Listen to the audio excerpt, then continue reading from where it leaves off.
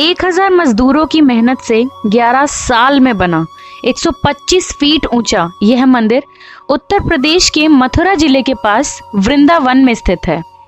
इस मंदिर का निर्माण जगत गुरु कृपालु महाराज जी ने श्री कृष्ण और राधा रानी जी के प्रेम को दर्शाने हेतु करवाया था। इस मंदिर के निर्माण में लगभग 150 करोड़ रुपए की राशि खर्च हुई थी। दोस्तों, इस मंदिर का निर्माण इटालियन करारा संगमरमर द्वारा किया गया है। सफेद संगमरमर पर की गई बारीक नक्काशी मंदिर की सुंदरता में 4 चांद लगा देती है। राजस्थान और उत्तर प्रदेश के शिल्पकारों द्वारा इस मंदिर को बनाया गया है। दोस्तों, यह मंदिर इतना भव्य और मनमोहक है कि दूर दूर से, देश विदेश से श्रद्धालु यहाँ पर दर्शन करने के लिए आते हैं। तो दोस्तों, यदि आप वृंदावन आते हैं तो यहाँ प्रेम मंदिर जरूर आइएगा। मथुरा से वृंदावन करीब 14.4 किलोमीटर दूर है। नेशनल हाईवे 44 और नेशनल हाईवे 19 से आप बस, वैन या फिर कैब से वृंदावन पहुंच सकते हैं।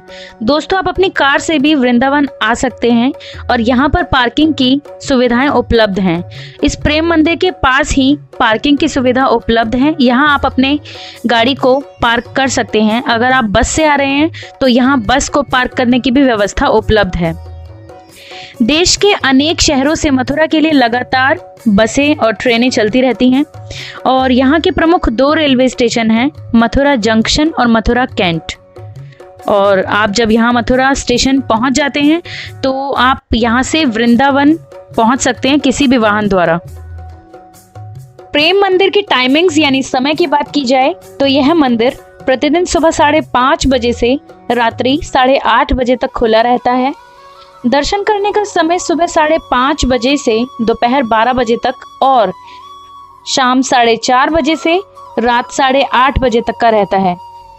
यहाँ दर्शन करने के लिए आपके लिए बेस्ट टाइमिंग शाम को 4:30 बजे से रात्रि 8:30 बजे तक का रहता है।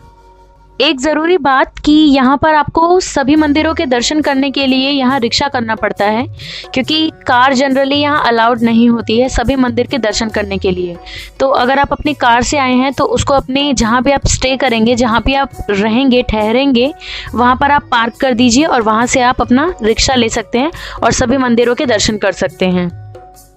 और उसके भी ज़्यादा चार्जेस नहीं होते हैं, तो आपको काफ़ी कम प्राइस में आप सारे मंदिर के दर्शन कर लेंगे आराम से। दोस्तों, अगर आप आएंगे और रिक्शे वाले से बात ज़रूर करिएगा, क्योंकि यहाँ जितने भी रिक्शे वाले भैया हैं इनको काफ़ी नॉलेज होती है इस पूरे वृंदावन में जितने मंदिर हैं उनकी। तो आप उनसे पूछिएगा यहाँ कौन से मंदिर हैं, तो वो आपको सभी मंदिरों के दर्शन करवा देंगे। यदि आप वृंदावन कुछ दिनों के लिए रुकना चाहते हैं तो यहाँ आपको धर्मशाला की व्यवस्थाएं भी काफ़ी अच्छी देखने को मिलती हैं। यहाँ पर कम से कम 50 रुपए से लेकर काफ़ी अच्छे रीजनेबल प्राइजेस में आपको धर्मशाला देखने को मिलती है, आपको आराम से मिल जाएगी। और अगर आपको एक ठीक ठाक धर्मशाला चाहिए तो आपको कम से कम 300 से 400 की रेंज में एक सही कमरा मिल जाएगा, जहाँ आप अपने परिवार के साथ रुक सकते हैं। यदि आप धर्मशाला नहीं लेना चाहते तो यहाँ पर होटल्स की भी व्यवस्थाएं हैं और आप होटल्स में भी रुक सकते हैं। वहाँ के भी प्राइजेस काफ़ी रीजनेबल हैं। परिसर के अंदर मोबाइल आदि ले जा सकते हैं और फोटो आदि भी हम खींच सकते हैं। हालांकि फोटोग्राफी आदि मंदिर के अंदर सख्त वर्जित है। दिन के समय यह मंदिर एकदम सफ़ेद नज़र आता है। वहीं शाम को यदि आप इस मंदिर की ओर देखते हैं तो यहाँ नज़ारे ही अलग होते हैं, क्योंकि शाम के समय यहाँ स्पेशल लाइटिंग से मंदिर का जो रंग है हर 30 सेकंड में बदलता रहता है और यह सतरंगी रोशनी किसी का भी मन मोह सकती है। यह भव्य मंदिर बाहर से देखने पर जितना खूबसूरत लगता है उतना ही अंदर से भी मन को मोह लेता है।